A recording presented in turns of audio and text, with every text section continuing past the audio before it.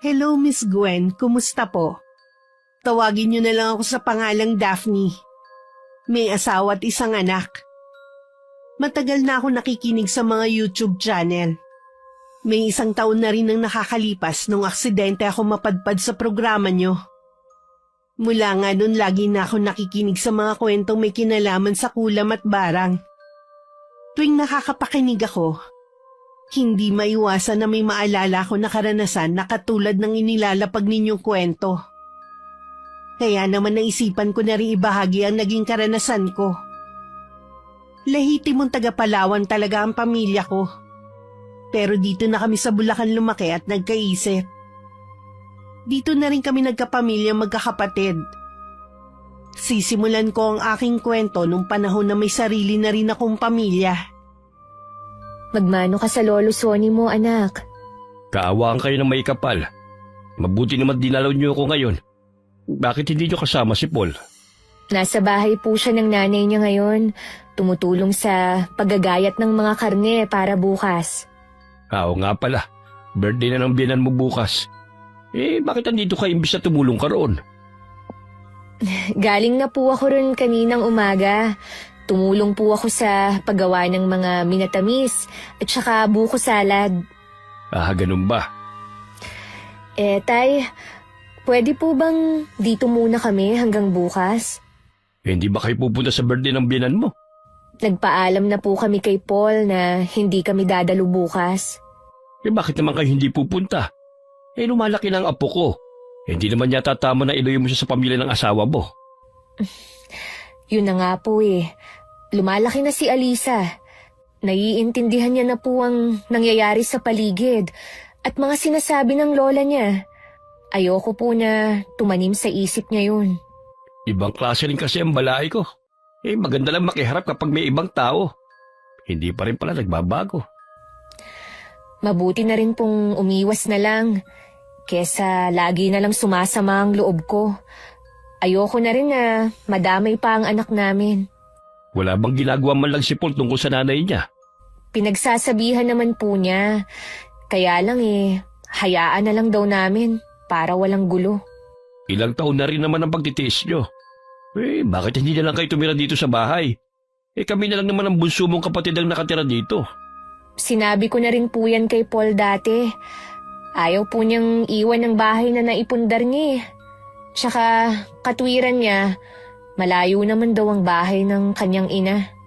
Basta kapag nahihirapan ka na sa sitwasyon niyo, bukas ang bahay na ito para sa inyo.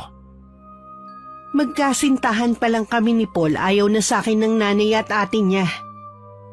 Sa kabila ng pagtutol nila sa relasyon namin, itinuloy pa rin namin ang pagpapakasal. Umaasa rin kasi ako na matatanggap nila ako balang araw. Pero 7 taon na ang anak namin, hindi pa rin nila ako gusto. Ang masakit pa sa akin, idinadamay nila pati anak ko. Malamig kasi ang pakikitungo nila kay Alisa. Ang saya talaga ng apo nyo kapag nandito kami. Kapag nasa bahay kasi, lagi lang siyang tahimik Hindi ba nakikipaglaro sa kanya mga pinsan niya roon? Nakikipaglaro naman po. Kaya lang, laging pinapaiwas ng hipag ko kapag nakikita si Alisa. Yung iba naman kasing pinsan mga dalagat binata na. Wala siyang makalaro na kaedad niya. Kawawa naman pala ang apo ko. Bakit ba kasi hindi pa rin nila matanggap na mag-asawa na kayo ni Paul? Wala na sila magagawa pa roon. Pati anak yun nadadamay Paano po kasi? Yung type nilang babae para kay Paul. Balita ko po, hiwalay na raw sa asawa. Pero may isang anak. Mas gusto pa nilang babae yun kaysa sa'yo? May kaya po kasi yung babae Hanggat maaari sana'y ayoko makialam sa buhay mag-asawa niyo ni Paul. Lalo't hindi naman kayo pinababayan ng asawa mo. Kaya alam mo, masakit din sa akin na minamalit ka ng biyanan mo. Kapag kaharap naman po si Paul, wala naman po silang sinasabi na hindi maganda. Siya nga po pala, wag niyo na pong banggitin sa mga kapatid ko ang mga pinag-uusapan natin, ha, Tay? Alam niyo naman po sina Kuya Huwag ka mag-alala. Wala akong sasabihin sa kanila. Baka nagugutom ka na. May merienda sa kusina. Mamaya na lang po. panonoorin ko po muna si Alisa sa paglalaro niya. 2 araw din kami sa bahay ni Itay bago kami sinundo ni Paul. Dahil maaga pa natutulog pa ang anak namin. Habang inaayos ko ang mga gamit namin, nagkukwentuhan muna sila ni Itay. Kamusta ang birthday ng inay mo? 60 na siya, no? Di ang daming tao. Ayos naman po. Nandun nga po lahat ng kamag-anak namin eh. Pati yung mga nasa malalayong lugar, dumating din po. Maliban nga lamang sa iyong mag-ina. Ay, pinapapunta ko naman po sila kaso si Daphne po ang may ayaw talaga. Kasi nga hanggang ngayon, hindi pa rin sila tanggap ng nanay mo. Kahit sino naman may ilang kapag ganoon. Baka mapahiya pang anak ko. Hindi ko naman po hahayaang mangyari yon. Handaan yun. Hindi naman sa lahat ng oras mababantay mong mag-ina mo. Pasensya na po kayo kung ganun si inay. Ginagawa ko naman po lahat para matanggap niya si Daphne. Lumalaki na kasi ang apo ko. Kahit papano naiintindihan na niya ang nangyayari sa paligid niya. Gusto mo bang lumaki ang anak mo na malayo ang loob sa pamilya mo? Ayoko naman po na mangyari yun. Kaya ginagawa ko po ang lahat para lumambot ang puso ni inay. May tiwala naman ako sa iyo, iho. Alam ko na hindi mo pababayaan ang iyong mag-ina. Gusto ko lamang sabihin din sa iyo, bilang ama, masakit din sa akin na hindi tanggap ng pamilya mo ang anak ko. Kung hindi po nila matatanggap ang mag-ina ko, hindi ko naman hahayaan na may gawin silang hindi maganda. Mukhang seryoso ang pinag-uusapan niyo ah. Hindi naman. Nagtatanong lang si Itay tungkol sa birthday ni inay. Gising na ba si Alisa? Oo, pinapakain ko lang ng almusal. Gusto mo ba ng kape? Sige. Habang naghihintay sa anak natin. Teka lang ha, ipagtitimpla ko kayo ni Itay. Habang pauwi kami, tahimik lang si Paul na para bang may ibang iniisip. Wala pa namang kalahating oras, nasa bahay na kami. Napansin ko agad ang mga pagkain sa mesa. Siguradong galing ang mga yun sa handaan. Dala mo to? Oo, bago ako pumunta sa inyo nag-uwi na ako para makatikim naman kayo. Pasensya ka na kung hindi na kami pumunta. Tumulong naman ako kahit papano eh. Hinahanap nga kayo ng iba kong kamag-anak eh. Nagdahilan na lang ako. Sana sa susunod, pumunta na kayo. Paul, gustuhin ko man. Alam mo naman na mababaw lang ang luha ko. Baka makarinig lang ako ng hindi maganda mapaiyak pa ako. Bawasan mo kasi ang pagiging sensitive mo. Hindi naman yan makakatulong sa atin eh. Wala namang problema kung hindi kami makakapunta sa okasyon ng nanay mo at kapatid. Sa iba mo namang kamag-anak, dumadalo kami. Mas okay pa rin kasing tingnan kung makikita ng mga tao na magkakasama tayo. Sige, susubukan ko sa susunod. Huwag mong subukan. Gawin mo para sa akin. Ang mabuti pa, initin ko na ang mga ulam. Wala nga lang yung cake at minatamis. Yung kasi ang unang naubos eh. Ayos lang yun. Marami rin naman itong naiuwi mong ulam eh. Tinabi ko talaga yan para siguradong hindi kayo mauubusan. Siguradong puyat ka kagabi. Magpahinga ka na muna. Doon lang ako sa kwarto ha. Medyo nahihilo na nga ako sa antok eh. Pinilit ko lang talagang bumangon kanina para sunduin kayo. Gigisingin na lang kita mamayang tanghalian. Isang security guard si Paul sa isang warehouse ng mga bakal sa bayan. Yun na ang trabaho niya na magkakilala kami. At ako naman nagbabantay dati sa computer shop na pag-aari ng tiyahin ko. Mula nang magsama kami, tumigil na ako sa trabaho. Mas gusto kasi ng asawa ko na nasa bahay na lang ako. Katwiran naman kasi niya, kaya niyang itaguyod ng pamilya niya. Kinabukasan araw ng Lunes, pumasok na sa trabaho si Paul. Isinabay na rin niya ang anak namin papuntang eskwelahan. Katatapos ko lang nun maglinis ng buong bahay at labas nang dumating ang biyanan ko. Naabutan pa niya akong nakahiga sa sofa habang nagbabasa ng magazine.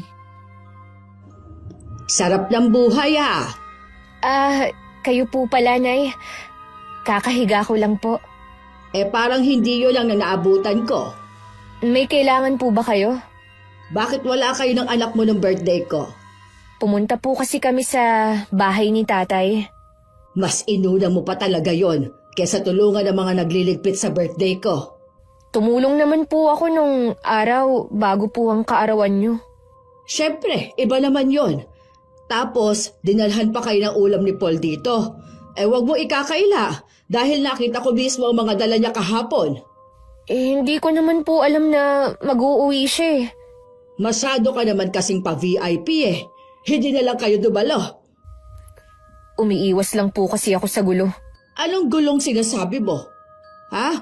Sa tingin mo kaya, may gagawin ako sa iyo sa mismong araw ng birthday ko. Advance ka naman pala mag-isip eh. Nagda-drugs ka ba? Pasensya na po, Nay. Hindi naman po yun ang ibig kong sabihin. Tama na nga, Daphne. Talaga may ugali ka rin eh. Akala mo kung sino ka mabait kapag kaharap si Paul. Kapag ako naman si Lexie ang kaharap mo, lumalabas naman ang sungay mo. Kung may nasabi man po akong masama, pasensya na po talaga. Ewan ko ba dun kay Paul? Sa dami naman kasi ng babaeng pwede niyang pakasalan, ikaw pa talaga. Hindi nga namin alam kung saan lupalop ka nang galing eh. Sinabi ko naman po sa inyo kung saan ang probinsya namin. Nakalimutan ko na nga kung saan ang sinabi mo. Sana naman, Daphne, matuto kang makisama sa amin, ha? Hindi yung kami pa yata ang gusto mong lumapit sa'yo. Opo, Nay. Kung nagagalit po kayo na hindi kami nakapunta ni Alisa, hindi na po yun mauulit. Isa pa, yung anak mo, hindi marunong gumalang. Po? Ano po ba ang ginawa ng anak ko? Kapag nakakasalubong ako sa labas hindi man lang nagagawang magmano sa akin. Hayaan niyo po. Pagsasabihan ko siya mamaya pag uwi. Ang layo talaga ng ugali ng anak mo sa iba kong apo. Hindi ko tuloy maiwasan na mag-isip na baka... Baka po ano? Wala. Kalimutan mo lang sinabi ko. Siya nga pala. Imbis na magpahila-hilata ka lang dito, mabuti pa maglinis ka ng bahay ninyo. Para kang hindi babae. Walang alam sa paglilinis. Hindi ko nilang pinansin ang mga sinabi ng biyanan ko hanggang makaalis siya sa bahay namin. Nasanay na rin ako na basta na lang siyang sumusulpot sa bahay. Ang hindi ko lang siguro makakasanayan, yung lagi niyang pagsasalita ng hindi maganda sa akin. Lahat ng mga sinasabi niya hindi ko na lang binabanggit pa kay Paul para hindi na lang lumaki ang gulo. Sigurado naman kasi na sa akin pa rin ang bagsak ng sisi. Kumusta na po kayo, Nay? Tumawag kasi sa akin si Ate Lexie. Nahilo daw kayo. Maayos na ako, anak. Sumugod ka pa talaga dito. Kinabahan kasi ko kanina kaya tinawagan ko na si Paul. Inabala mo pa ang kapatid mo. Ayos lang po, Nay. Tama lang ang ginawa ni Ate Lexie. Maayos naman na ang lagay ko. Kumusta na ba ang trabaho mo? Ayos naman po. Wala ka bang plano na umalis dyan? Ang baba kasi na sahod mo eh. Mahirap po kasing maghanap ng mapapasukan ngayon. Ayos na naman po ako sa trabaho ko. Mabait ang boss ko. At konti lang ang pinakikisamahan kong katrabaho. May naiipon ka ba naman? Baka lahat ibinibigay mo dun sa asawa mo. Bakit kasi hindi mo siya paghanapin ng trabaho? Malaki naman na ang anak niya eh. Anak po namin. Oo na, anak ninyo. Bakit hindi pa kasi siya magtrabaho din? Mas gusto ko pong nasa bahay lang si Daphne at inaalagaan ng anak namin. Mahirap na pong iwan namin ang bata o ipagkatiwala sa iba, lalo na't babae. Para naman kasing patabaing baboy ang asawa mo. Bisan nga pinuntahan ko sa inyo. Naaabutan kong nakahilata lang sa sofa. Hindi man lang magwalis-walis sa bakura ninyo. Naglilinis naman po si Daphne. Hindi naman kailangan ipakita pa sa inyo. Ang swerte talaga ng babaeng yon nung pakasalan mo. Buhay reyna siya ngayon. Huwag na po natin pag-usapan ng asawa ko. Baka kung saan na naman tayo mapunta niyan eh. Ikaw, Paul, ha? Kaya ka pinagsasabihan para din sa kabutihan mo. Bulag ka kasi sa pagmamahal sa babaeng yon. Kaya hindi mo nakikita ang mga kapintasan niya. Buhay ko to at asawa ko si Daphne. Masakit sa akin na pinagsasalitaan niyo siya ng masama kahit wala naman siyang ginagawa sa inyo. Ay, hayaan mo na nga ang kapatid mo kung ayaw niya ng pinagsasabihan siya. Mukha naman pong maayos na kayo. Uuwi na po ako. Hinihintay na rin ako ng mag-ina ko. Huwag ka muna umalis. Meron pa kasi ako sasabihin sa'yo. Ano po ba yon? Nung birthday ko kasi, nakapag-usap kami ng ex mong si Crisel. Meron na pala siyang sariling agency sa Maynila. Nagpapaalis pala siya ng mga tao. Baka gusto mo mag-abroad. Siya na daw ang bahala sa iyo. Wala po akong balak umalis. Kontento na po ako sa buhay na meron ako. Pag-isipan mo pa rin, anak. Bisa lang dumating ang ganitong pagkakataon. At alam mo ba, tingin ko, hanggang ngayon, may pagtingin pa rin sa iyo ang ex mo. Nung kaarawan ko kasi, panay ang sulyap niyan sa iyo. Hindi na po magbabago ang isip ko. Sana naman po kapag kaharap ang asawa ko, huwag niyo pong babanggitin ang tungkol kay Crisel. Ewan ko ba sa'yo, Paul? Sinasayang mo ang pagkakataon. Aminin mo man o hindi, maliit lang ang sahod mo bilang security guard. Problema ko na po yun. Pakiusap ko sa inyo, huwag na kayo makialam pa sa buhay ko. Kanina tumawag si Paul at sinabi na dadaan muna sa bahay ng ina. Dahil tumawag daw ang ate niya na masama ang pakiramdam ng biyanan ko. Kaya inaasahan ko na malilate siya ng uwi ngayong gabi. Pinauna ko ng pakainin ng anak namin para habang naghihintay maturuan ko pa siya sa pagbabasa. Ilang sandali nga lang narinig ko na ang tunog ng motor ni Paul. Patakbo naman na lumabas si Alisa para salubungin ng ama. Ako naman sa may pinto na lang naghintay. Kumusta ang nanay mo?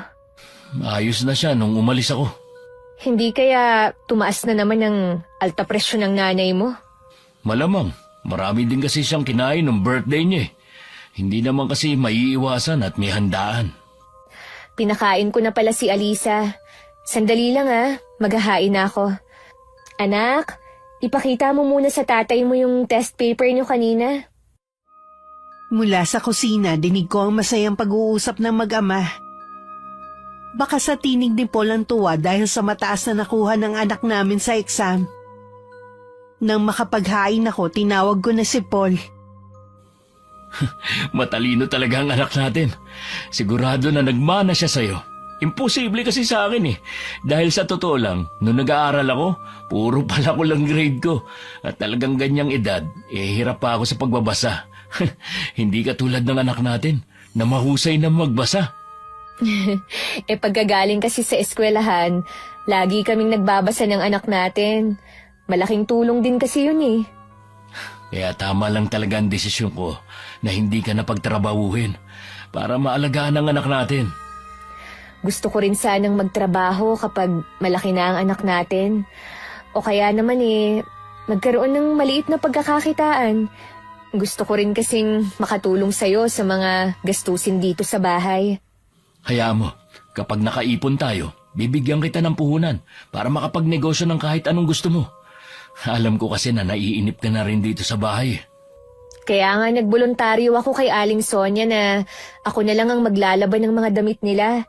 Basta ang sabi ko lang kapag nasa eskwelahan si Alisa. Kaya mo ba maglabada? Oo naman. Isang beses lang naman sa isang linggo eh. Tsaka sa kapitbahay lang naman natin ako maglalaba. Well, sige. Basta kay Aling Sonia lang ha. Huwag mo na yung gagawin sa iba. Baka kasi makarating pa kina inay. Wala namang masama sa pagiging labandera. Marangal na trabaho yun. Alam ko naman. Kaya lang, kilala mo naman si inay at ang kapatid ko. Ay, sa palagay ko, kahit na anong gawin ko, hindi nila ako matatanggap na parte ng pamilya nyo. Lalo na ngayon na bumalik na dito si Crisel. Bakit naman nasali dito si Crisel? Alam naman kasi natin na hanggang ngayon, siya pa rin ang gusto ng nanay at kapatid mo. Kahit pa gusto nila, kung ayoko naman. Nakita ko nga si Crisel eh. Para pa rin dalaga ang postura. May pera din kasi siya kaya naaalagaan ang sarili. Paul, nung makita mo ba siya wala ka bang naramdaman? Ano naman ang ibig mo sabihin? Kung hindi ba bumalik yung dati mong pagmamahal sa kanya? Alam ko na halos mabaliw ka nung iwan ka niya. Ano bang klaseng tanong yan? Ikaw na ang asawa ko ngayon. Huwag na nating ungkatin ang nakaraan. Matagal nang tapos ang sa amin. Hindi mo sinasagot yung tanong ko sa'yo. Ano ba ang tanong mo? Mahal mo pa ba ang dati mong nobya? Hindi na. Matagal ko na siyang kinalimutan. Ano, masaya ka na? Bakit parang galit ka? Hindi ako galit. Hindi lang kasi ako makapaniwala na sa tagal nating nagsasama, uungkatin mo pa ang tungkol sa amin ng dati kong girlfriend. Parang ang dating sa akin pinagdududahan mo ko. Hindi naman sa ganun. Nawala na ako ng ganang kumain. Matutulog na lang ako. Sandali lang naman, Paul. Hindi raw galit. Ano kaya yung inasal niya? Kinabukasan, maaga kong gumising para maghanda ng almusal ng mag-ama ko at babaunin nila. Ramdam ko na parang naiinis pa rin si Paul dahil hindi siya masyadong nagsasalita. Binaliwala ko na lang yun. Dahil kilala ko naman siya na matampuhin pero mawawala din naman agad. Nang maiwan ako sa bahay tsaka naman ako pumunta sa kapitbahay namin si Aling Sonia para maglaba. Nung bandang tanghali na, umuwi na ako sa bahay. At nadatnan ko na naman ang biyanan ko. Tinitigan niya ako mula ulo hanggang paa. Saan ka galing? Kanina pa ako dito Nasa kapitbahay lang po ako. Ano ginawa mo noon? Mukhang pagod na pagod ka. Naglalaba po ako para kay na Aling Sonia. Yan lang ba talaga ang trabaho na kaya mo? Sa tingin mo makakatulong yan sa asawa mo? Kahit papano po pambaon din ni Alisa. Dapat ang isipin mo yung makakatulong ka sa asawa mo. Hindi yung kontento ka na sa pagiging labandera mo. Sa bagay nga, ano bang trabaho ang makukuha mo? Wala ka naman palang tinapos. Hindi ka tulad ni Crisel. Ano po bang kailangan nyo, Nay? Wala naman. May pinuntahan lang ako malapit dito kaya naisipan ko na rin na dumaan. Nakita ko nga dumi ng bahay ninyo. Pero mas inuuna mo pang maglabada sa ibang tao. Kaya nga po ako umuwi para ito namang bahay ang asikasuhin. Meron ba kayong maiinom dito? Kanina pa ako nauuhaw. Meron naman pong malamig na tubig dito. Pambihira ka. Tubig lang ang maiaalok mo sa akin? Teka lang po, bibili lang ako ng juice sa tindahan. Nako, wag na nga lang. Malapit lang naman po ang tindahan, Nay. Wag na sabi. Ikuha mo na lang ako ng malamig na tubig. Sige po, Nay. Sandali lang po. Ang layo mo talaga kay Crisel. Mabuti pa siya. Tuwing pumupunta ako sa kanila, lagi nagpapadeliver ng pagkain. At lagi pa siyang may pauwi sa akin. Lagi po kayong pumupunta sa kanila? Oo naman. Mula nung bumalik sila rito. Matagal rin naman silang naging magkasintahan ni Paul. Kaya para na rin siyang parte ng pamilya. At ang anak niya, napakabibo at napakagandang bata. Sana, siya na lang ang naging apo ko. Ito na po ang tubig nyo. Pagkatapos nyo pong uminom, makakaalis na kayo. Abat, bastos ka ha? Baka nakakalimutan mo kung sino kaharap mo. Hindi ko po nakakalimutan na kayo ang nanay ng lalaking pinakasalan ko. Baka kayo ang nakakalimot kung sino ako. Manugang nyo lang naman ako. Sana naman ho, respetuhin nyo ang katayuan ko. Nasa pamamahay pa naman namin kayo. Kung kailang hindi kita matatanggap bilang manugang ko, tagig si Crisel lang ang gusto ko para kay Paul. Sampid lang naman kayo mag-ina sa pamilya namin. Yan ang isaksak mo sa utak mo. Oh, ayan ang tubig mo. Baka mamaya may inilagay ka pa dyan. Nang wala na ang biyanan ko tsaka bumuhos ang mga luha ko. Nanginginig din ang buong katawan ko. Kaya minabuti ko munang maupo. Parang sasabog din ang dibdib ko sa matinding sama ng loob. Balang araw, babalik din sa'yo lahat ng ginawa mo sa akin. Hindi natutulog ang Diyos sa mga mapang-aping katulad mo. Nang araw na yun, muling pinapunta ng biyanan ko si Paul sa kanila.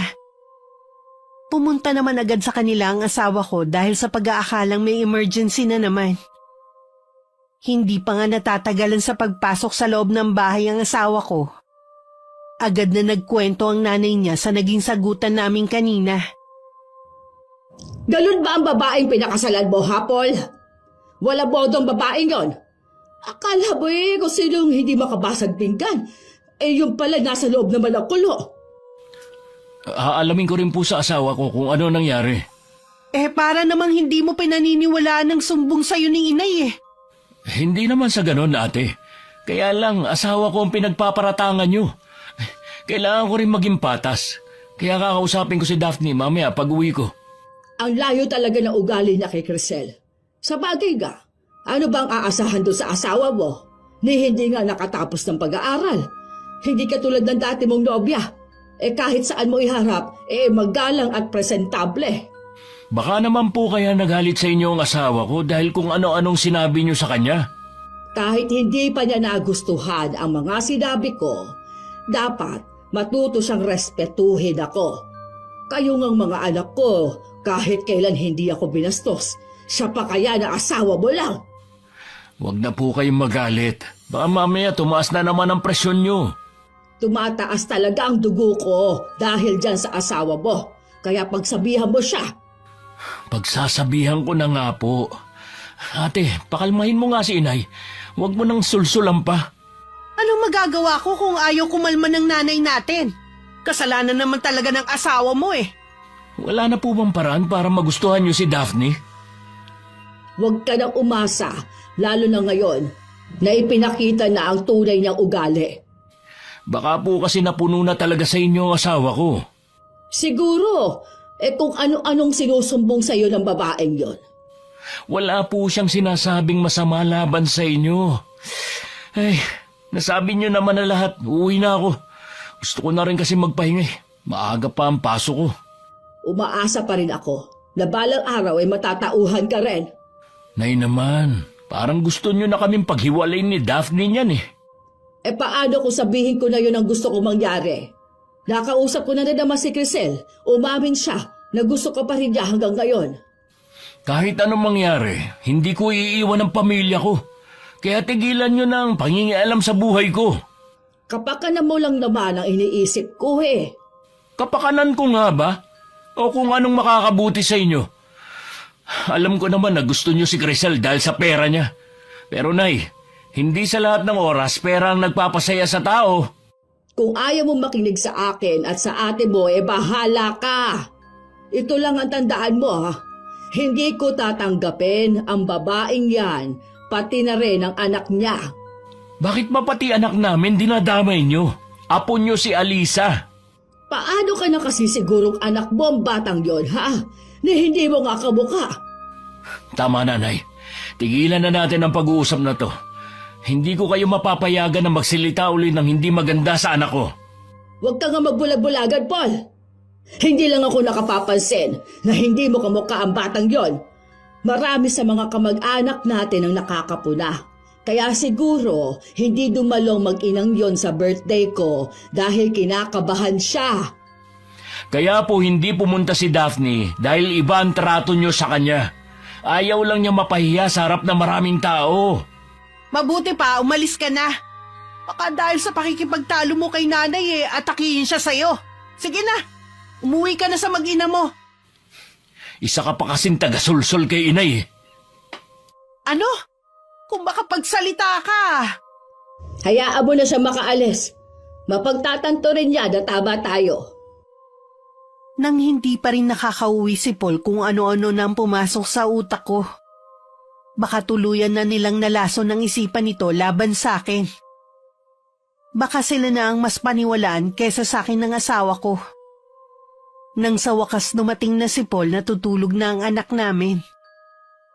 Tahimik naman ako nakaupo sa sofa at naghihintay sa anumang sasabihin niya. Pasensya ka na kung ngayon lang ako. Galing kasi ako kay na inay May nangyari na naman ba sa nanay mo? Wala naman. Siguro nagsumbong na ang nanay mo. Okay lang kung sila ang paniniwalaan mo kaysa sa akin. Naiintindihan ko naman kung sila ang kakampihan mo eh. Wala akong kinakampihan. Ikaw na lang ang bahalang magpasensya kay inay. Matanda na kasi kaya siguro ganun siya. Alam mo, Paul, suko na ako sa nanay mo. Oo, ginagalang ko siya. Pero bakit ako hindi niya magawang respetuhin sa sarili pa nating pamamahay? Hindi na siguro pupunta dito si inay. Welcome siya sa bahay natin kahit anong oras. Pero tuwing pumupunta siya, puro sama lang naman ang loob ang ibinibigay niya eh. Alam ko naman yun. Ako na lang ang humihingi ng tawad sa ginagawa ni inay sa'yo. Ay nako, hanggang kailan ba ako dapat magtiis sa ginagawa ng nanay mo at ng kapatid mo, ha? Sa totoo lang, nahihirapan din ako. Naiipit din ako dahil sa hindi niyo pagkakaunawaan. Kaya nakikiusap ako sa'yo. Ikaw na lang ang umunawa kay inay. Pasensya ka na. Pero mula ngayon, hindi na kami pupunta sa kahit na anong okasyon na meron ng pamilya mo. Huwag mo na rin akong asahan na tutulong kapag may handaan. Ikaw ang bahala. Pero sa gagawin mo, lalo mo lang ilalayo ang loob nila sa'yo. Pati anak natin madadamay. Gusto mo bang hindi na siya ituring na kapamilya? Noon pa naman, hindi na nila itinuring na kapamilya ang anak natin. Alam ko naman na pinagdududahan ng nanay at kapatid mo na baka hindi mo anak si Alisa. Anak ko si Alisa. Wala akong pakialam kung ano man ang isipin nila. Ay, nako. Alam ko, gutom ka na. Ipaghahanda lang kita ng hapunan. Kumain na kami ng anak natin kanina. Hindi na rin ako kakain. Matutulog na lang ako. Nauna nang pumasok sa loob ng kwarto si Paul. Ako naman nagpalipas muna ng ilang sandali bago sumunod. Kinabukasan walang pasok si Alisa, kaya tanghali na akong bumangon. Alam kong wala na ng mga oras na yun ang asawa ko. Kahit mabigat ang pakiramdam, pinilit ko pa rin kumilos at ipakita sa anak ko na ayos lang ako. Habang nanonood kami ng TV, bigla naman dumating ang hipag ko. Alam kong hindi maganda ang sadya niya, kaya pinalabas ko muna si Alisa para maglaro. May kailangan ka ba, Ate Lexie? Huwag mo nga akong matawag-tawag na ate dyan. Akala mo ba palalampasin ko ang ginawa mong pambabasto sa nanay ko? Wala akong ginagawang masama sa kanya. Siya nga itong bastos sa sarili kong pamamahay eh. Ano? Bahay mo to? May katibayan ka bang sa'yo to? Maaaring si Paul nga ang nagpundar ng bahay na to. Pero asawa niya ako, kaya bahay ko na rin to. Ambisyosa ka talaga. Kaya mo lang naman gusto ang kapatid ko dahil alam mo na mabubuhay ka ng marangya. Ano ka mo? Marangya? Nakikita mo ba ang paligid mo? Simple lang ang buhay na meron kami. Wala nga kaming matatawag na ipon eh. Tapos sasabihin mo marangya? Baka nakakalimutan mo rin na isa lang security guard ang kapatid mo. Kahit papaano hindi mo kailangan magtrabaho. Kayang ibigay sa'yo ng kapatid ko ang mga kailangan ninyong mag-ina. Natural lang yun. Dahil obligasyon niya kami. Lalo na ang anak namin. Huwag na nga tayo maglokohan pa. Alam naman namin na hindi anak ni Paul ang batang yon. Talagang buo ang paniniwala nyo na anak ko si Alisa sa ibang lalaki? Hindi ba? Inuubos mo talaga ang pasensya ko ah. Maghaharap tayo sa barangay. Ikaw pa talaga may ganang magreklamo? Oo! Siguraduhin mo lang nahaharap ka. Tingnan ko lang kung hanggang saan ang tapang mo. Ha, ibang klase ka rin, no? Kapatid ng asawa mo, ipapabarangay mo? Huwag ka na magtaka kung hindi ka namin matanggap sa pamilya namin. Wala na akong pakialam pa sa bagay na yun. Mabuti na nga rin yun eh. Sino ba naman ang gustong mapabilang sa pamilya ng mga mata pobre? Mata pobre pala, ah! Huh? Sige! Subukan mong saktan ako sa mismong pamamahay ko. Pwede kong gawin sa'yo lahat ng gusto ko. Nakikita mo ang mga taong yan, ha? Sila ang saksi sa kawalangyaan mo. Natural mga kampi ang mga yan sa'yo. Hoy kayo, mga chismosa, magsiuwi na nga kayo. Ikaw ang umuwi at itigil mo na ang panggugulo rito. Magbabayad ka sa ginawa mong to, Daphne. Sinisiguro ko yan sa'yo. Hindi ako natatakot sa'yo. Kahit magsumbong ka pa sa nanay mo. Sumusobra na kayo sa ginagawa nyo.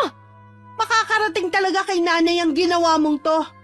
Kapag may masamang nangyari sa kanya dahil sa'yo, hindi kita mapapatawad. Tanga ka pala eh. Ikaw itong sumugod-sugod dito. Tapos mag-aalala ka sa nanay mo. Sisihin mo yung sarili mo. Hindi ako nananahimik dito. May isa kaming kapitbahay na barangay tanod ang pumunta para umawat. Pinayuhan kami na magharap na lang sa barangay kung hindi madadaan sa usapan ng lahat. Hindi umimik ang hipag ko at basta na lang umalis. Ako naman desidido akong magreklamo. Hindi lang kasi isang beses yung ginawa sa akin ni Ate Lexi. Yung mga nakaraan pinapalampas ko na lang alang-alang kay Paul. Lingid sa akin, alam naman ng biyanan ko ang pagsugod ng anak niya sa bahay ko. Excited pang nagtanong ang matandang babae nang dumating si Ate Lexi sa kanila. Oh, ano nangyari? Tumiklop ba ang babaeng yon? Magrereklamo daw siya sa barangay dahil sa pagsugod ko sa bahay niya. Ha? Bakit siya magreklamo? Matapang na ang babaeng yun, Nay. Para bang meron na siyang ipinagmamalaki sa atin. Magreklamo siya. Tignan ko lang kung sino mapapahiya sa inyong dalawa. Kung wala nga lang mga nag-uusyoso ng mga tao kinalbo ko na ang babaeng yun. Nakapagtataka nga na umalma ang babaeng yun ngayon. Sumusobra na daw kasi tayo Hindi dapat siya lumalaban dahil pamilya tayo ng asawa niya. Paano yan, Nay? Magrereklamo daw siya. Sa tingin ko naman, hindi niya yun itutuloy. Tinatakot ka lang niya. Iniisip ko lang kasi ang kapakanan ng mga anak ko. Mga dalagita at binata ng mga apo nyo. Ayoko lang kasi silang mapahiya. Hindi sila mapapahiya dahil wala ka namang ginagawang masama. Bigla ko kasing naalala na sinabi nila na kapag nasangkot pa ako sa gulo, iiwan na nila ako at sasama na sila sa tatay nila. Paano kasi kung ano-ano sinasabi ng dati mong asawa sa mga anak mo? Sinisiraan ka ng lalaking yun sa mga anak ninyo. Sinabihan ko naman ng mga anak ko na huwag makinig sa tatay nila Kaya lang hindi ko naman mapigilan na makipagkita sila sa ama nila. Hanggat nandito sila sa poder natin, wala silang magagawa kundi ang sumunod. Huwag kang magpapatalo sa mga anak mo. Hintayin na lang ba natin ang pagpapatawag sa atin sa barangay? Oo, kung totohanin ng babaeng yun ang pagbanta niya. Sasabihin ba natin kay Paul? Huwag na, para makita niyang tunay na ugali ng asawa niya. Tingin ko naman tayo ang kakampihan ni Paul. Siyempre naman, alang-alaman yung asawa niyang bruha ang kampihan niya. Tama ba namang ipabarangay ka niya na kapatid ng asawa niya? Maiwan ko muna kayo, Nay, ha? Sa kwarto lang ako. Sige, huwag ka na masyado nag-iisip. Nung araw na yon, pumunta ako sa barangay hall para ireklamo ang hipag ko. Kinabukasan din ng umaga ay pinatawag kami sa barangay para magharap. Magkasama mag-ina ng mga sandaling yon habang ako mag-isa lang. Dahil pareho kami maagang pumunta, kinausap muna ako ng biyanan ko. Sa di kalayuan naman naroon ng mga opisyal ng barangay. Talaga bang hindi ka na nakakakilala ng kapamilya? Pinaabot mo pa talaga sa barangay. Noon pa naman ho, hindi nyo na ako itinuring na kapamilya. Hindi nyo na ako nirespeto.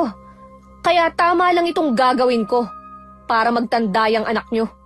Wala namang ginagawa si Lexi sa iyo Dati pa naman siya pumupunta sa bahay mo. Marami pong saksi kung paano niya ako ininsulto sa sarili kong pamamahay. Pati ang anak ko na walang kamuwang-muwang, idinamay niya. Dinalit mo kasi ang anak ko, kaya siya nakapagsalita ng masama. Ako ang lagi niyang ginagalit. Dahil lang kay Paul kaya nakakapagtimpi ako. Pero ibang usapan na ho, kapag dinamay na ang anak ko. Alam ba ni Paul ang ginawa mong ito, ha? Hindi ho. At kahit malaman pa niya, hindi rin niya ako mapipigilan. Tama lang pala na hindi ka namin tanggapin ng buo sa pamilya namin. Ikaw mismo pala ang kakalaban sa amin. Tama lang po na kalabanin ko kayo. Dahil sobra ng sama ng ugali nyo. Kung magsalita ka parang hindi masama ang ugali mo ah. Hindi talaga. Bakit hindi mo ipagtanong sa lugar natin kung paano ako makisama sa ibang tao? Kaya lang ako nagkakaganito ngayon. Dahil sinasagad niyo ang pasensya ko. Tingnan natin kung sino ang magiging kahiya-hiya sa bandang huli. Sinisiguro kung hindi ako yun. Kung sa bagay nga, sanay na nga pala kayo na maging kahiya-hiya sa harapan ng maraming tao. Talaga bang hindi titigil ang matabil mong dila, ha? Kayo po ang tumigil. Ang tanda nyo na wala pa rin kayong pinagkatandaan. Ang layo talaga na ugali mo kay Crisel. Malayo po talaga. Dahil ako totoong makisama.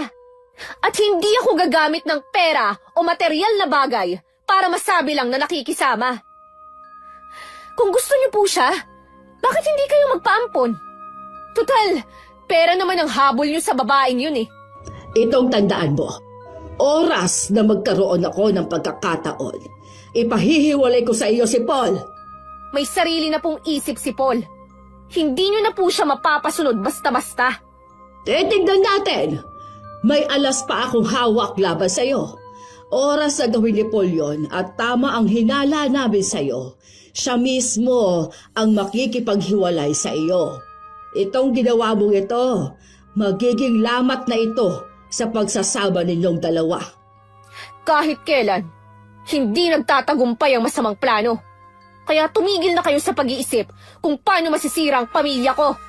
Hindi ako ganun kadaling sumuko. Hayaan nyo na siya, Nay. Umayos na tayo, papunta na rito si Kapitan. Pinagharap kami ng punong barangay pero pareho kami nagmatigas na magkasundo na lang. Napuno na kasi ako sa lahat ng masasakit nilang ginawa sa akin. Kaya ayoko na rin magkasundo kami. Sinabi ko rin sa Kapitan na gusto ko lang ng tahimik na buhay para sa pamilya ko. Hanggat nakikialam kasi ang mag-ina sa amin, hindi ko yung makakamit. Sa uli nagtakda si Kapitan kung kailan ang paghaharap namin ulit. Nakarating na rin naman yun kay Paul dahil pagkagaling sa barangay tinawagan siya ng kanyang ina. Bago umuwi ng araw na yun, dumaan muna siya sa bahay nila. Walang galang sa sarili mong pamilya ang asawa mo. Hindi na binigyan ng kahihiyan ng ate mo. Nasaan si Ate Lexi? Sinundan ang mga anak niya. Naglayas kanina nang malamang ipinabarangay ng asawa mo ang kanilang ina. Hindi nila nakayanan ng kahihiyan. Kasalanan naman kasi ni Ate Lexi kung bakit kinahihiya siya ng mga anak niya. Wala na siyang ginawa kundi ang maghanap ng gulo. Para bang pinalalabas mong kasalanan ng ate mo? Alam naman po natin ang ugali ni Ate Lexi kahit noon pa. Kaya nga siya iniwan ng asawa eh. Sige, sabihin natin na ganoon ang ugali ng kapatid mo. Wala pa rin karapatan si Daphne na ireklamo sa barangay ang ate mo. Dapat po kasi nakipag-ayos na lang kayo. Paano makikipag-ayos nagmamatigas ang asawa mo? Nakikiusap po ako sa inyo. Huwag na po muna kayong pupunta sa bahay namin. Ay pues, wag na rin magpapakita yung asawa mo at anak niya sa kahit anong handaan na meron ng pamilya natin. Sasabihin ko po yun sa kanya. Kung yun lang ang paraan para hindi na kayo magkagulo.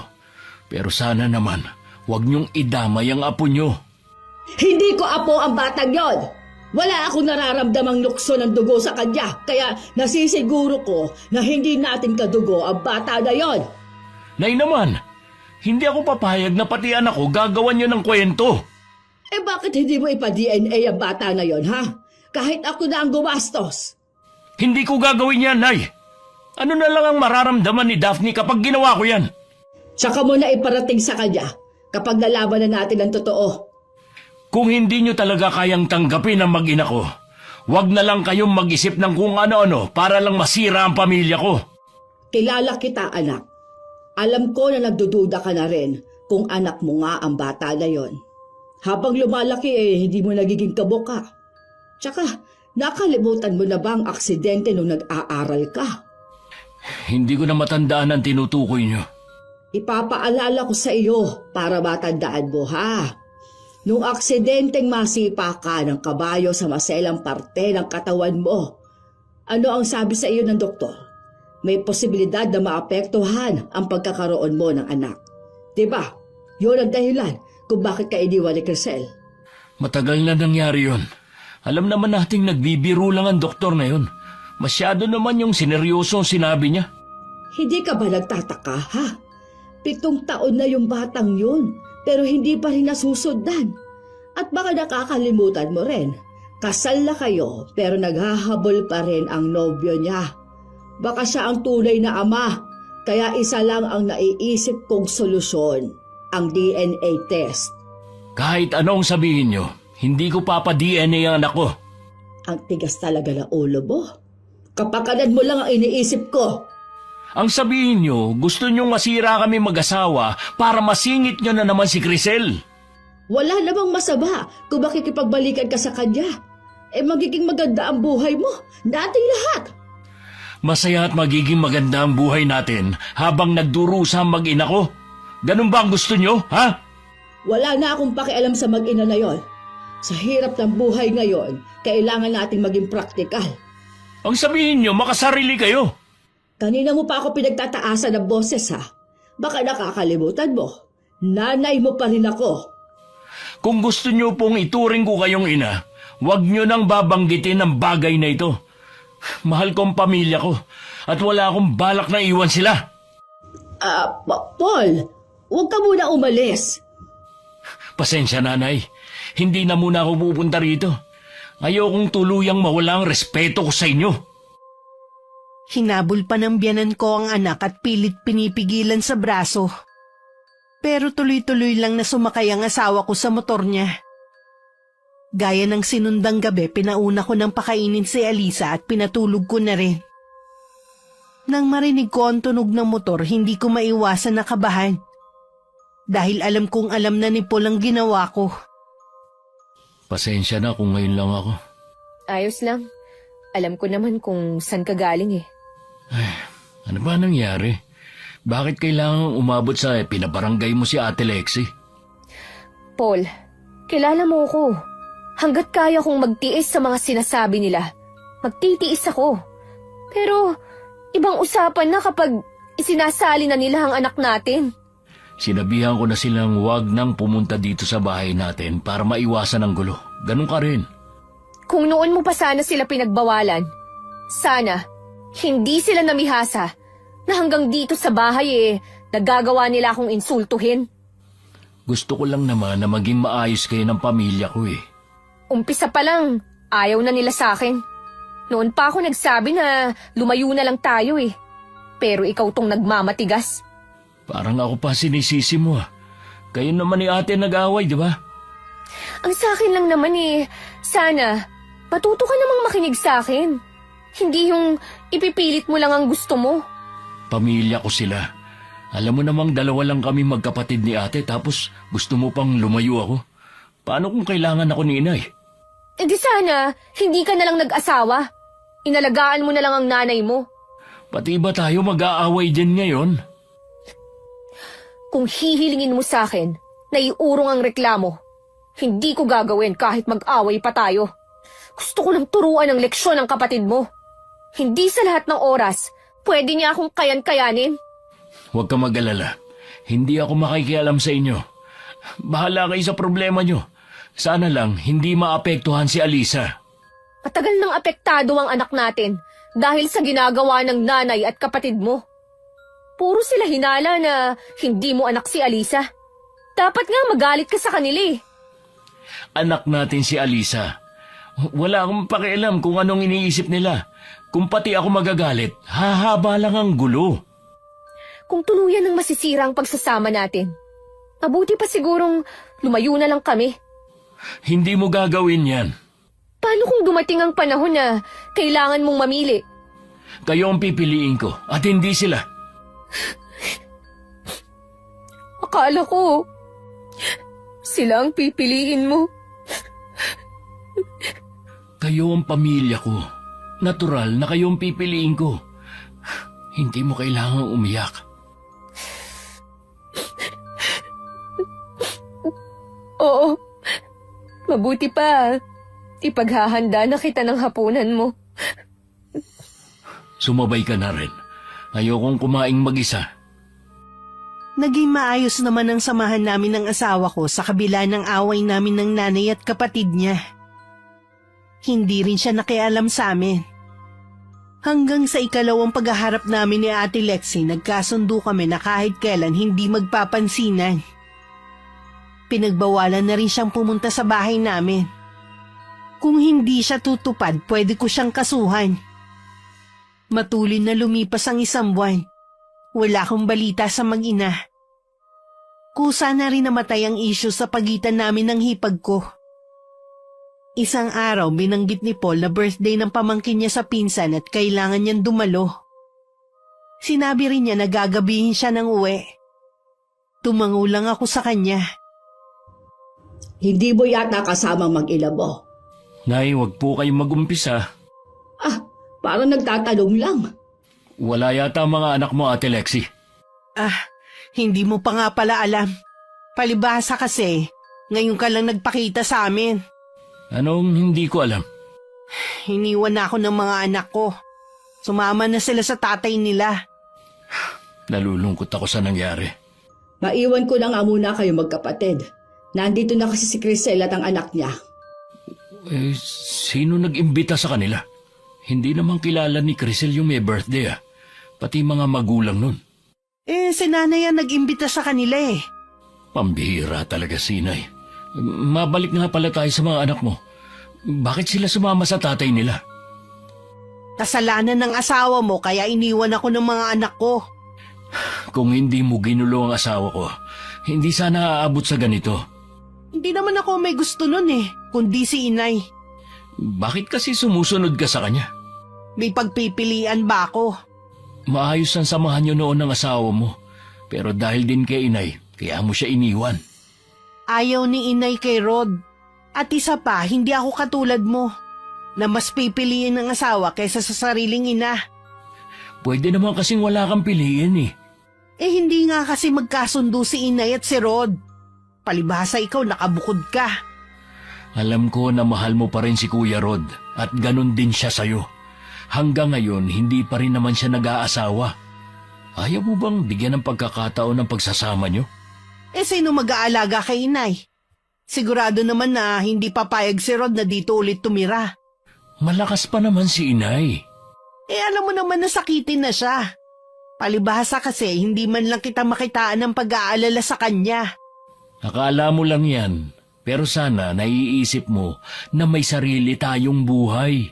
Hindi pwedeng sa kanya na lang umiikot ang mundo natin. Tama ka, pero sana naiisip mo din na matanda na si inay. Ilang taon na lang ang itatagal niya sa mundo. Dapat lang naalagaan natin siya at pasayahin. Kahit naman hindi niyo ako kasama sa bahay, lagi naman akong pumupunta kapag may emergency. Para sa akin, sapat na yun. Mabuti ka pa may sariling pamilya. Samantalang ako iniwan pa ng 2 anak. Subukan mo makipagkasundo sa dati mong asawa. Malay mo, maayos pa ang pamilya niyo. Huwag na natin yan pag-usapan. Dumadami na ang bisita Dito muna ako. Marami ang nakakapuna na wala kami sa handaan. Sinasagot naman ni Paul ang mga nagtatanong kung bakit wala kaming mag-ina.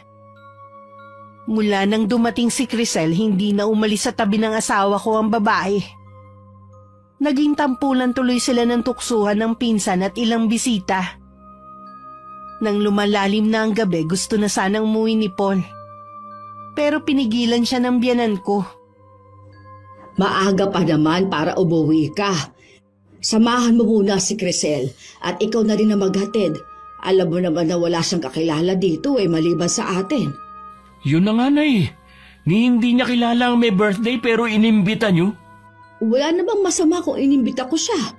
May dala pa nga siyang regalo Kilala niyo naman ang pinsan ko, hindi yung tumitingin sa material na bagay. Gusto nun, mga kamag-anak at ilang kaibigan lang ang imbitado sa birthday ng anak niya. Tsaka malapit sila sa isa't isa ng asawa ko. Paano kung makarating kay Daphne na nandun si Crisel? Mabuti, para siya lang mismo lumayo sa'yo. Talaga bang hindi kayo titigil, ha? Hanggat buhay ako, gagawin kong lahat para mapabuti ka. Gaya ng ginawa niyo kay Ate Lexie? Pinaghiwalay niyo silang mag-asawa. Sa tingin niyo, mabuti ang ginawa niyo? Wala naman kasi siya mapapala sa asawa niya. Mabuti nga, habang maaga pa ay naghiwalay na sila. Alam ko na hindi masaya si Ate Lexi sa buhay niya ngayon. Wala na siyang ginawa kundi pagbigyan kayo kahit ikapapahamak pa niya. Meron bang sinasabi sa iyo ang kapatid mo? Wala po siyang sinasabi. Nakikita ko lang po ang kalagayan niya. Sige na, puntahan mo muna si Crisel. Pagbigyan mo na ako, ha? Sige po. Pero mamaya, uuwi na rin ako. Ay salamat naman, anak. Hindi ko namalayan kung anong oras dumating ang asawa ko. Dahil masama ang pakiramdam ko ng araw na yun kaya maaga rin ako nakatulog. Kinabukasan nagising ako na tulog pa rin si Paul. Naghanda na lang ako ng almusal namin dahil papasok pa si Alisa. Mula ng araw na yon may kakaiba na ako napapansin kay Paul. Malimit ko siyang makita na nakatitig sa anak namin na parang malalim ang iniisip. Isang araw nga na wala siyang pasok, naabutan ko siyang tinitignan ng mga litrato ng anak namin. Hindi ka makapaniwala na kailan lang baby pa si Alisa, no? Ha? Oo. Tapos ka na ba maglaba? Oo. Konti lang naman yung mga damit ng mag-asawa Ang taba dyan ng anak natin, no? Parang 3 buwan pa lang yata siya dyan. Napansin ko lang na wala man lang siyang nakuha sa akin. Nakakapagtampo tuloy. Sa ugali, may nakuha ang anak natin sa'yo. Ano naman? Hindi naman ako matalino Yung ugali niya na pasensyosa, yun ang nakuha niya sa'yo. Sabi niya kasi, maraming bully sa kanila. Hindi na lang daw niya pinapansin. Kapag ka mo binuli siya, isumbong ka mo sa adviser niya. Yun nga ang sinabi ko At wag ka akong gaganti. Bigla kong naisip na maghanap ng ibang trabaho. Lumalaki na kasi ang anak natin Tapos tuloy pa ang pagsustento ko kay inay. Nagmamahal na rin ang mga bilihin pero yung sahod ko hindi pa rin tumataas. Ano naman ang trabahong naiisip mong pasukan? Huwag ka sana magagalit o mag-iisip ng hindi maganda. May inaalok kasi si Crisel na trabaho Nagkikita ba kayo ng babaeng yun? Minsan lang kami nagkausap ni Crisel at nabanggit nga niya yung agency niya. Kung ayaw mo naman, hindi naman ako mag-a-apply doon. May mga pinsan na kasi akong nakapasok sa agency niya Nagpapaalis din siya papuntang abroad. Okay lang naman sana yung plano mo. Kung alam ko na wala siyang ibang motibo. Huwag na nga natin itong pag-usapan. Baka pag-awayan lang natin Pag-aawayan talaga natin to, Paul. Kung malalaman ko na nakikipagkita ka pa sa kanya. Sabi ko naman sa'yo, minsan lang kaming nagkausap ni Crisel. Nung birthday lang ng pamangkin ko. Hanggang ngayon, alam ko naman na sinusulsulan ka pa rin ng nanay mo na hiwalayan ako para sa babaeng yun. Kahit kailan, hindi kita hihiwalayan. Alisin mo na yan sa isip mo. May tiwala naman ako sa'yo Oh, yun naman pala oo nga pala. Ako na ang bahala sa pagluluto. Magpahinga ka na lang muna dyan. Nitong mga nagdaang araw, mas maasikaso at mas malambing si Paul sa aming mag-ina. Nakakapanibago lang kasi na sobra-sobra ang pag-aasikaso niya sa amin. At palagi din siyang may pasalubong sa anak namin. Pakiramdam ko tuloy may nagawa siyang kasalanan at gusto niyang bumawi sa amin. Hindi na rin siya pumupunta sa bahay ng nanay niya. Kahit ilang beses pa siyang pinapasundo sa mga pamangkin. Isang araw pumunta silang mag-ama sa bayan. Naglalambing kasi si Alisa na bilhan naman niya ng pagkain sa paborito nitong fast food. Hindi na ako sumama dahil sandali lang naman sila doon. Habang naghihintay, nag-ayos na lang ako sa kwarto namin. Kinuha ko ang bag na ginagamit ng asawa ko para labhan na rin. Isang puting papel ang biglang nahulog. Dala ng kuryosidad, binasa ko yun. Nanginig ang buong katawan ko at nangilid ang mga luha. Hindi ko akalain na magagawa yun ng asawa ko. Hindi na muna pumasok si Alisa. Makikipaglaro muna daw sa mga kaibigan sa labas. Oh, bakit namumula yata ang mga mata mo? Umiyak ka ba? Anong ibig sabihin nito? Daphne, saan mo nakuha yan? Sagutin mo ang tanong ko. Ano to, ha? Wala lang yan. Anong wala? Nahihimong pinag-DNA test ang anak natin. Ibig sabihin, nagdududa ka sa kanya. Hindi naman sana ako papayag, kaya lang mapilit si inay eh. Tsaka marami din ang nagpayo sa akin para mawala ng pagdududa nila sa'yo. Nanay mo na naman pala ang may pakana. At sumunod ka naman. Hindi mo man lang ipinalam sa akin. Alam ko naman kasi na hindi ka papayag eh. Ako, kahit may nalalaman ako sa inyo ni Crisel, wala kang naririnig sa akin. Dahil may tiwala ako sa'yo. Pero ikaw pala ang walang tiwala sa akin. Patawarin mo ako. Nagpadala lang ako kina inay at Ate Lexi. Bitiwan mo ako! Daphne naman, hindi ko naman sinasadya ang lahat eh. Total naman, wala kang tiwala sa akin. Bakit kailangan pa nating magsama? Huwag mo kong iwan. Hindi ko kakayanin. Huwag mo sabi akong hawakan! Doon ka na sa nanay mo! Magsama kayo! Patawarin mo ako. Pakiusap. Bigyan mo pa ako ng isa pang pagkakataon. Hayaan mo muna kaming mapag-isa. Masyadong masakit yung ginawa mong to sa akin, Paul. Lahat ng panlalait, lahat ng masasakit na salita, tiniis ko yun. Tinanggap ko yun. Dahil mahal kita. Pero ito pa ang isusukli mo sa akin. Alam mong ikaw lang ang minahal ko. At kahit kailan, hindi ko magagawang magtaksil. Oo, inaamin ko. Nagkamali ako. Kung kinakailangan na luluhod ako sa harapan mo, gagawin ko. Hindi ako Diyos para luhuran mo. Tumayo ka dyan! Tuwing lumalapit sa akin si Paul, lumalayo ako. Kahit anong pagmamakaawa niya na huwag kaming umalis ng anak ko, wala siyang nagawa. Isang tricycle ang naghatid sa amin sa bahay ng tatay ko. Nagulat pa siya nang makita na marami kaming dalang bagahe. Napayakap na lang ako habang umiiyak. At kinuwento lahat ng sama ng loob na matagal nang naipon sa dibdib ko. Uy, bakit hindi ka nagsusumbong sa akin?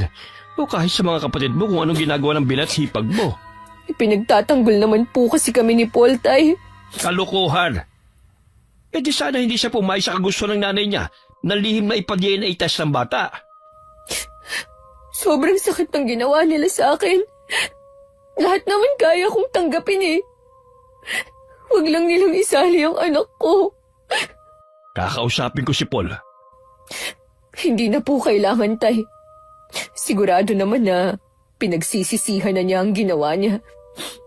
Ngayong nandito na kayo, hindi na ako papayag na bumalik pa kayo doon ng apo ko.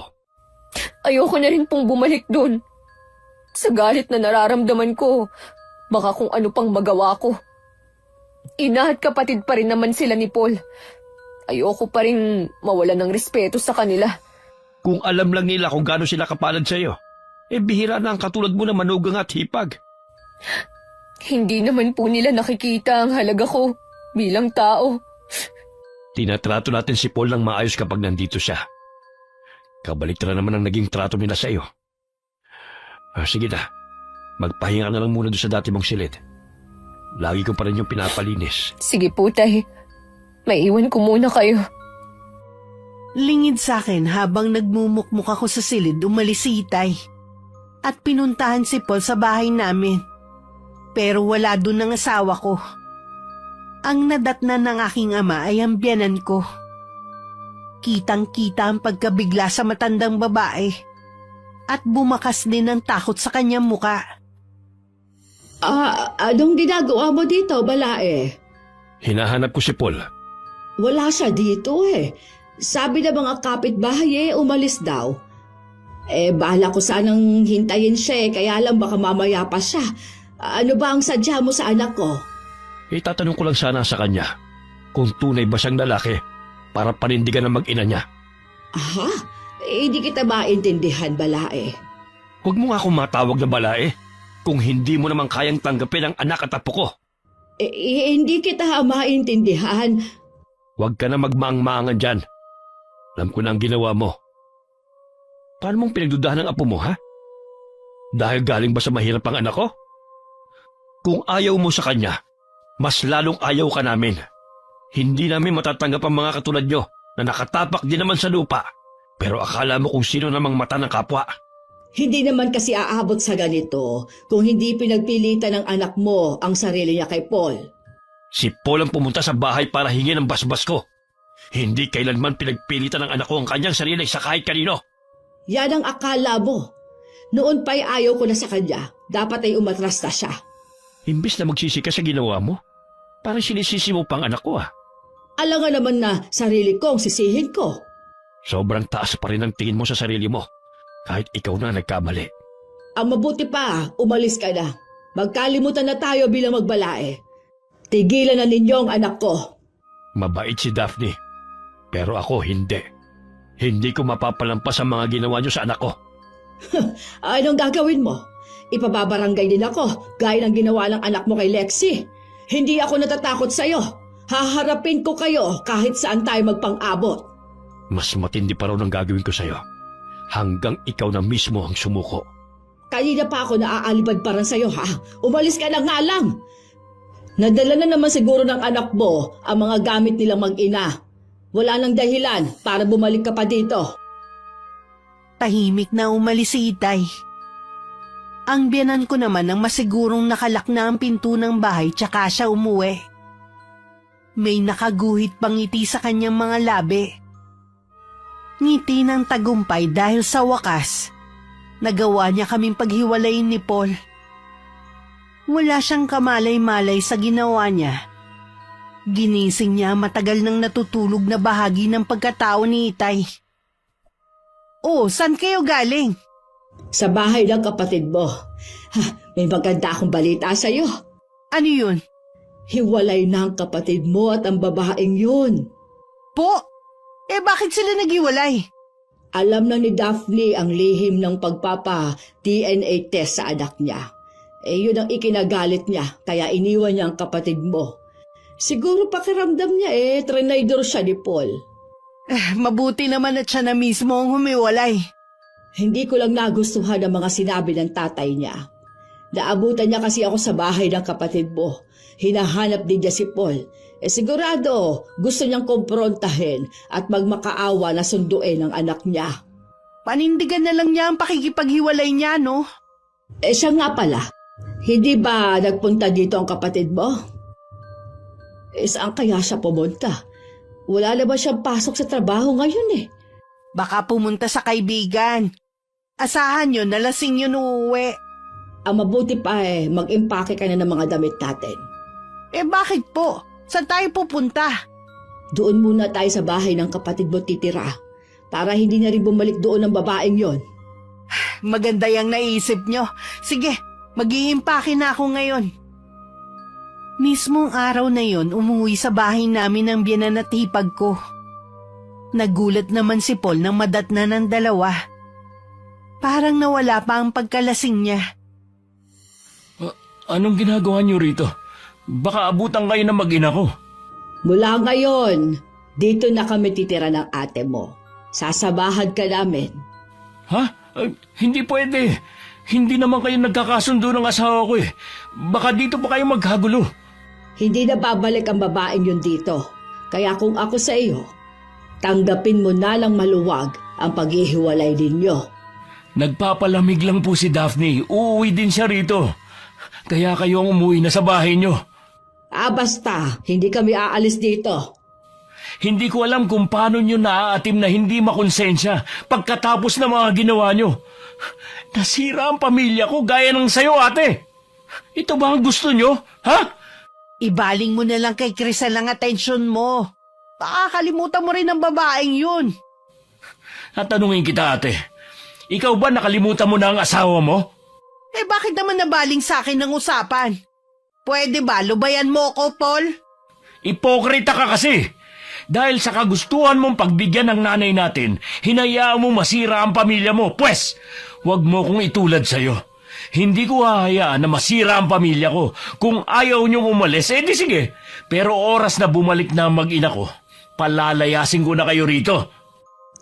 Paul, sandali lang. Huwag ka na munang papasok sa kwarto ha. Maghapunan ka muna. Hayaan nyo na lang siya, Nay. Kakain din yun kapag nagutom. Tawagan mo agad si Crisel. Sabihin mo na kumpirmado ng hiwalay ang dalawa. Pwede ka mo siyang pumunta rito sa bahay. Sige po, mamaya tatawagan ko siya.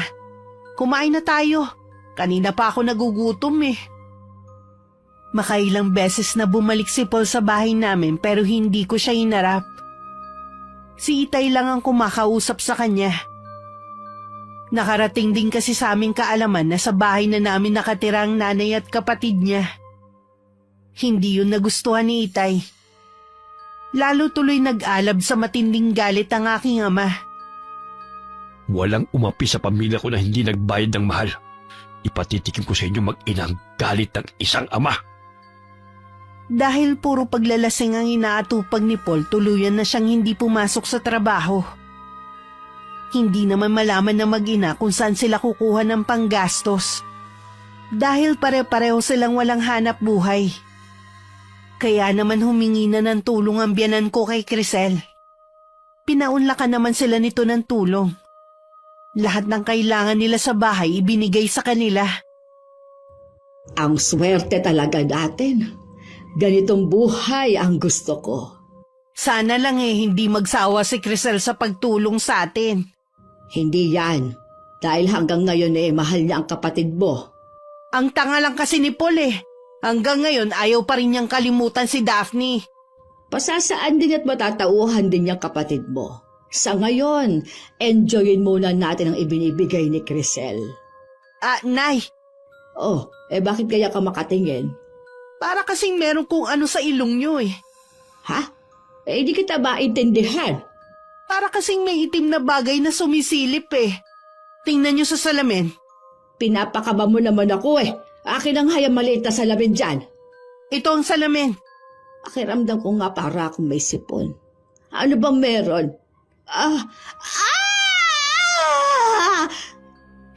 Ano nakita niyo? Lexi! Tanggalin mo nga ang nasa ilong ko! Hindi ko nga alam kung ano yan Parang linta! Takot ako sa linta Sandali lang, hihingi ako ng tulong sa mga kapitbahay. Lexi! Huwag mo akong iiwan dito! Lexi!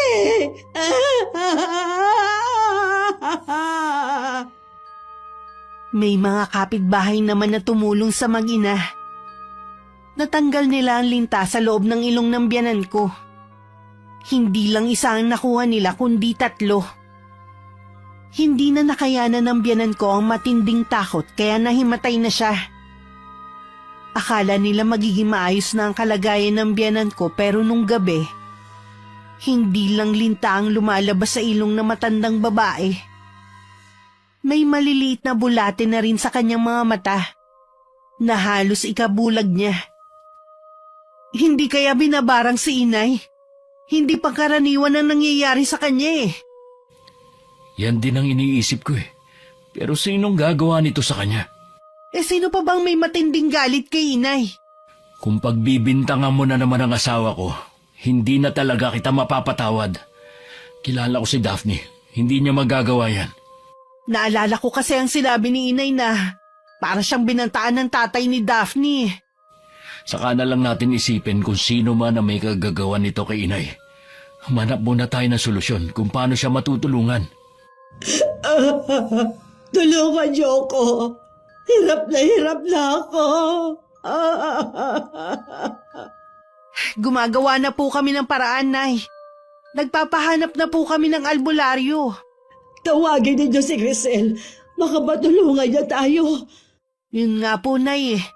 Nung malaman ni Crisel ang kalagayan niyo, para siyang nandiri.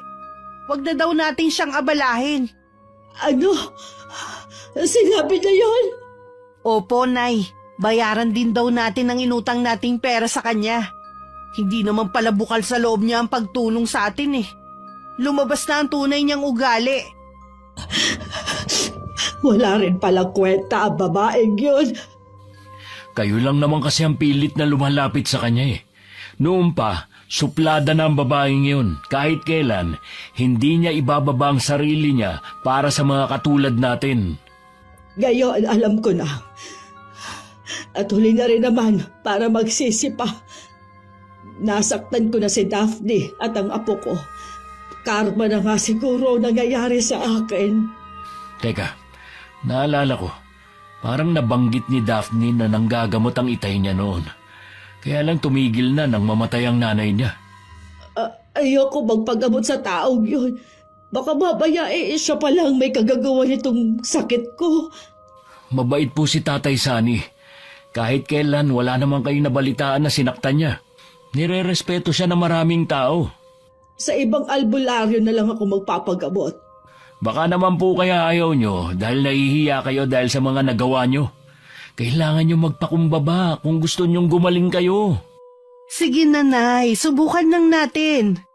Kapag lumala ang kalagayan niyo, ibig sabihin siya may kagagawa ng kakaibang nangyayari sa inyo. Bahala na nga kayo. Nang araw ding yun, pumunta sa bahay si Paul. Yun din ang unang beses na nagkaharap kami mula nang iwan ko siya. Agad niyang sinabi ang sadya niya. Agad din ako nagkahinala na may kinalaman si Itay sa nangyayari sa biyanan ko. Nagmamatigas din siya sa pakiusap ni Paul na gamutin ang nanay nito. Pinauwi ko muna ang asawa ko. At sinabi kong ako na lang ang kukumbinsi sa aking ama. Huwag po kayong magsisinungaling sa akin, Tay. Alam ko po na may kinalaman kayo sa nangyayari sa biyanan ko. Nangako pa naman kayo kay inay noon na kahit kailan, hindi na kayo gagamit ng itim na karunungan. Ano ang gusto mo? Manahimik na lamang ako sa mga ginagawa nila sa'yo? Ha? Nakikiusap po ako sa inyo, Tay. Tama na po.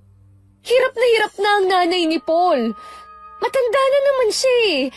Baka kung anong mangyari sa kanya. Yun nga ang gusto kong mangyari. Isusunod ko naman ang hipag mo para magsama na silang mag-ina. Tay, hindi po ba kayo natatakot sa karma? Paano kung sa amin bumalik ang ginagawa niyo? Alam ko na kasalanan ang ginawa ko, pero mas marami silang kasalanan na ginawa. Gusto ko lamang silang turuan ng leksyon. Patawarin na lang po natin sila. Sige na po, Tay. Ayoko na habang buhay ay dadalhin ko sa konsensya ko ang ginawa niyo. Hindi ko na rin mababawi. Nasa huling orasyon ang nagawa ko. Alam ko po na may magagawa pa kayong paraan, Tay. Sige na po. Alang-alang po sana sa apo niyo. Huwag niyo naman pong hayaan na mawalan ng lola si Alisa. Hindi nga siya itinuturing na apo ng binan mo eh. Kaya tama lamang ang nangyayari sa kanya. Namnamin niya ang puot ko bilang ama. Dapat pala, hindi na lang ako nagsabi sa inyo. Hindi ko akalain na aabot sa ganito. Anong gusto mo? Habang buhay ka na lang naaapi ng biyanan mo? Pag-isip ka nga. Hindi kita pinalaki para maliitin lang ng kung sino. Kahit wala kang tinapos, matalino ka naman. Alam mo kung kailan dapat lalaban. Kaya nga po nakipaghiwalay na lang ako kay Paul. Pero hindi ko naman gusto na makapatay kayo. Hayaan mo na lang ako. Kaya kong panindigan ang ginawa ko. Wala ka na rin magagawa. Oras na lamang hinihintay ni Zenaida. Alam mong mabagsik ang barang ko. Kahit makahanap pa sila ng magaling na albularyo, hindi rin naman nila malalaman na akong nasa likod ng lahat. Kung hindi niyo po mababawi yung sabyanan ko, huwag niyo na pong ituloy kay Ate Lexie. May mga anak po siya. Bigyan pa po natin siya ng isa pang pagkakataon na magbago. Wala rin pinagkaibang babaeng yun sa nanay niya. Bakit ka maaawa sa kanya? Naalala ko lang po yung mga sinabi ni Paul tungkol sa ate niya. Naging sunod-sunuran lang naman siya eh. Dahil sa kagustuhan na pagbigyan ng ina. Mahal pa rin po niya ang asawa at mga anak niya. bigyan na lang po natin sila ng pagkakataon na mabuo ang pamilya niya. Sige, pagbibigyan kita. Pero kailangan mong mangako na hanggang kamatayan ililihim mo ito. Wala na rin naman akong balak na gamitin muli ang aking kaalaman sa barang. Umasa po kayo, Tay, na wala akong pagsasabihan. Tuluyan nang nawalan ng pag-asa ang asawa at hipag ko. Kahit kasi may albularyo na silang nakuha, hindi rin ito mapagaling ang kanilang ina.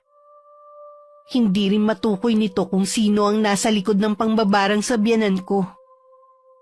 Bago umalis, sinabi nito na magpatawag na sila ng pare. Ang ibig sabihin ay mamamatay na si inay. Tanggapin na lang siguro natin kaysa mahirapan pa siya. Sana nagawa ko siyang pigilan sa mga masama niyang plano. Siguro hindi naaabot pa sa ganito ang lahat. Walang magagalit sa kanya. Pareho tayong may pagkukulang kay inay. Pero may kasalanan pa rin naman siya. Ang sobrang pagmamata sa kapwa ang naging dahilan para danasin niya ito. Ang mabuti pa tatawagan ko na ang mga kamag-anak natin. At magpapatawag na rin ako ng pare. Sige, dito lang muna ako sa tabi ni inay. Sa pagtataka ni Ate Lexie, iilan lang sa mga kamag-anak nila ang pumunta. Hindi tuloy niya maiwasang magtampo sa mga yon. Naisip niya na kahit pala kamag-anak nila, marami ang may ayaw sa nanay nila. Hindi tuloy niya maiwasan na maghinala na baka isa sa kanila ang nagpabarang sa ina. Nang tuluyan ng mamaalam ang biyanan ko, bumuhos ang matinding pighati sa magkapatid. Pumunta naman kami ng anak ko. Hindi ko inaasahan na yayakapin ako ni Ate Lexie. Konti lang ang mga nakilamay ng araw na yun. At kinailangan na ring ihatid kinabukasan sa huling hantungan ng biyanan ko. Dahil na rin sa masangsang na amoy na nanggagaling sa kabaong nito. Makalipas ang 1 linggo, naging bisita ko si Ate Lexie sa bahay namin. Una sa lahat gusto ko munang humingi ng tawad sa lahat ng mga nagawa kong kasalanan sa inyong mag-ina. Hindi man ngayon, sana balang araw mapatawad ninyo ko. Matagal na kitang napatawad, Ate Lexie. Sana mapatawad mo rin ako sa mga binitiwan kong mga salita noon. Alam ko na nasaktan din kita. Tama lang sa akin yun. Maldita ako Tsaka alam ko sinagad ko na ang kabaitan mo. Kaya din pala ako nandito para magpaalam. Aalis ka? Saan ka naman pupunta? Sasama na ako sa asawa ko. Susubukan namin ulit buuin ang pamilya namin. Masaya ako para sa'yo, ate. Alam ko naman na yun ang gusto mo noon pa. Dahil kay inay, isinantabi ko ang sarili kong kaligayahan. Masakit mang mawalan ng ina. Siguro ang pagkawala niya ang makakabuti sa ating lahat. Sana patawarin mo rin si Paul. Wala naman siyang kasalanan Hindi niya kagustuhan ang ginawa namin ni inay. Mahal na mahal niya kayong mag-ina. Makikipag-usap din ako sa kanya. Pero siguro, kailangan din muna namin ng oras. Sa malayo na kasi kami titira Mas mapapanatag ako kung magsasama ulit kayong dalawa. Hangad ko ang kaligayahan niyo. Bago umalis, mahigpit pa kami nagyakap ni Ate Lexie. Hindi naman nagsalita si Itay. Pero alam kong masaya siya sa nakikitang pagbabago sa hipag ko. Labis din ang pasasalamat ko na napigilan ko ang Itay sa plano niya kay ate. Makalipas lamang ang 1 buwan na panunuyo sa akin ng asawa ko, nagkaayos na rin kami, Miss Gwen. Hindi na namin tinirhan ang dati naming bahay kung saan namatay ang biyanan ko. Nagpatayo na lamang kami ng bagong bahay sa loteng pag-aari ng aking ama. Mula noon hanggang sa kasalukuyan, masaya at payapa ang aming pagsasama kasama ng nag-iisa naming anak. Ang pagiging sulsulera ay hindi kailanman nagdudulot ng kabutihan. Sa bawat maling salitang binibitiwan, may pusong nasasaktan at tiwalang nababasag.